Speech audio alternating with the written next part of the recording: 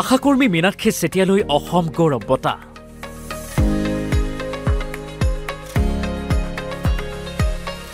বিগত ডেৰটা দশকে গ্ৰামাঞ্চলত সেৱা আগবঢ়াই আহিছে মীনাক্ষী চেতিয়াই।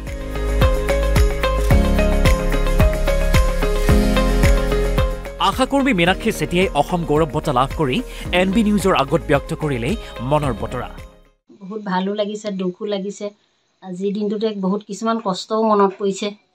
যিমান কষ্ট কৰি আমি কাম কৰিছোঁ, কামটো কৰিবই লাগিব। আমি পইচা যি পাওঁ দি নাপাওঁ তালৈ চাই থাকিলে নহ'ব। সময়ৰ ৰিপৰ্ট সময়ত দিব লাগিব। বোকা পানী বুলি ভাবি থাকিলে নহ'ব। ৰাস্তা পদূলিও বেয়া সদ্যহতে। ছাৰে সিমান ভিতৰৰ পৰা ওলাই যোৱা মানুহ এগৰাকীক যে আশা এগৰাকীক কামত মানে কি হয় তেওঁ চকুত পৰিলে। আজিৰ দিনটো যে মোৰ নামটো ল'লে সেইকাৰণে ছাৰলৈ বহুত বহুত ধন্যবাদ। বিস্তীৰ্ণ সেউজীয়াৰ মাজত এয়া কৃষক নীলম দত্ত। বিশ্বনাথৰ প্ৰাভৈত কৃষক নীলমে সাজি উলিয়াইছে প্ৰাভৈ গ্ৰীণছ।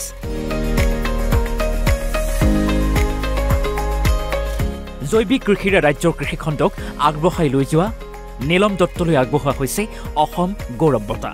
পোৱাৰ কাৰণে মই বহুত উৎফুল্লিত হৈছোঁ, কিন্তু তাৰ আঁৰত বহুত মানুহ জড়িত হৈ আছে বা বহুতৰে অনুপ্ৰেৰণা আছে বা বহুতৰে ভাল আশীৰ্বাদ আছে। মোৰ প্ৰায় 23 বছৰমান হ'ল খেতি কৰা জৈৱিকভাৱে। 23 বছৰৰ পৰাই মোৰ পিতৃ ঢুকোৱাৰ পিছৰ পৰাই ফাৰ্মখন মই আৰু মোৰ মায়ে ল'লোঁ আৰু তেতিয়াৰ পৰাই মই খেতিৰ কামত জড়িত হৈ আছোঁ। চিপাঝাৰৰ দ্ৰোণ ভূঞাৰ এই সৰু কোঠাটোলৈ মন কৰিলেই আপুনি উমান পাব এইগৰাকী শিল্পীৰ প্ৰাপ্তি আৰু ব্যাপ্তিৰ বিষয়ে। দৰঙী কলাকৃষ্টিৰ অন্যতম সাধক দ্ৰোণ ভূঞালৈ আগবঢ়োৱা হৈছে অসম গৌৰৱ বঁটা। দেওধনী নৃত্য আৰু চুকনানী ওজাপালিৰ সাধক দ্ৰোণ ভূঞাই এই স্বীকৃতি লাভ কৰি ধন্যবাদ জ্ঞাপন কৰিছে চৰকাৰক। অসম চৰকাৰ সাংস্কৃতিক সঞ্চালকালয় যি বঁটা আগবঢ়ালে মোৰ হিচাপে একেবাৰে বহুত আনন্দ, বহুত ভাল পাইছোঁ, অমৃত খোৱা হন পাইছোঁ। এতিয়া আমি এইভাগে বহুদিন ৰাইজৰ আশীৰ্বাদত জীয়াই থাকিম বুলি আমি ভাবিছোঁ আৰু যিবিলাক প্ৰজন্ম আহি আছে তেওঁলোকক শিকাবৰ কাৰণত আমাৰ একমত আৰু ইমান আনন্দ লাগিছে আৰু ওচৰে পাজৰে গাঁও ভূঁই সকলোৱে ভাল পাইছে। দীৰ্ঘদিনে প্ৰকৃতি সংৰক্ষণৰ হৈ কাম কৰি অহা প্ৰকৃতিপ্ৰেমী সন্থা নেচাৰ্ছ বেকনৰ সঞ্চালক পৰিৱেশ কৰ্মী সৌম্যদীপ দত্তলৈও আগবঢ়োৱা হৈছে অসম গৌৰৱ বঁটা।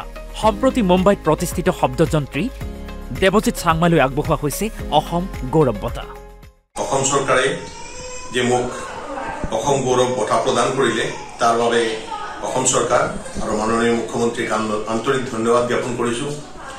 এই বঁটা যদিও মোক দিয়া হ'ল, কিন্তু সামগ্ৰিকভাৱে আমাৰ যিটো দল নেচাৰ্ছ বেকনৰ সমূহ সদস্যা ছাপোৰ্টাৰ সমৰ্থক যিসকল জাৰ্ণালিষ্ট পৰিৱেশ আন্দোলন প্ৰকৃতি সংৰক্ষণৰ আন্দোলন ছাপোৰ্ট কৰিছে প্ৰত্যেকৰ প্ৰতি এই বঁটাটো বুলি মই অনুভৱ কৰোঁ। অসমক গৌৰৱ কৰিব পৰাকৈ মই কি কৰিব পাৰিছোঁ নোৱাৰিছোঁ আজিলৈকে মই নাজানো, কিন্তু নিষ্ঠা সহকাৰে কষ্ট কৰি গৈ আছোঁ। যিসকল ব্যক্তিয়ে ভাবিলে এই বিশেষ সন্মানটোৱে মোক যোগ্য বুলি মই সকলোলৈকে বহুত ধন্যবাদ জ্ঞাপন কৰিছোঁ। দেশৰ বজাৰৰ লগতে আন্তঃৰাষ্ট্ৰীয় বজাৰতো সমাদৰ লাভ কৰা উপেন্দ্ৰ ৰাইচ অসমীয়া আখলৰ এটি চিনাকি নাম।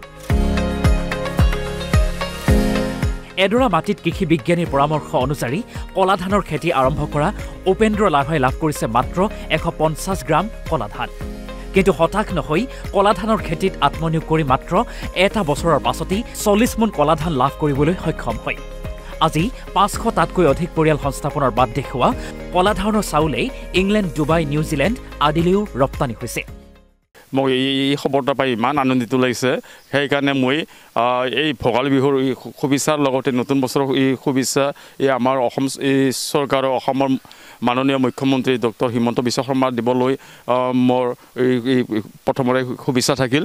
গোটেই আমাৰ পৰিয়ালবৰ্গ আত্মীয় কুটুম্ব সকলোৱে খুব ভাল এই আনন্দিত হৈ আছে। এতিয়া জৈৱিক প্ৰক্ৰিয়াৰে প্ৰায় 2টা দশকে চাহ খেতি কৰি অহা ওদালগুৰি তেনজিং বডুচালৈও আগবঢ়োৱা হৈছে অসম গৌৰৱ বঁটা।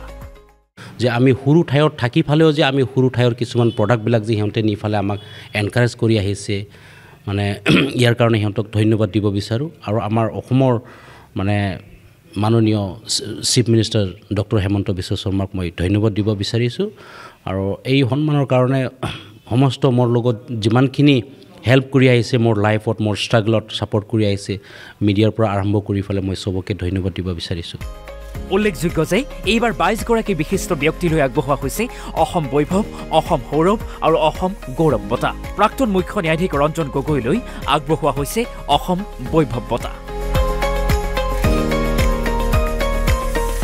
Bureau report NB news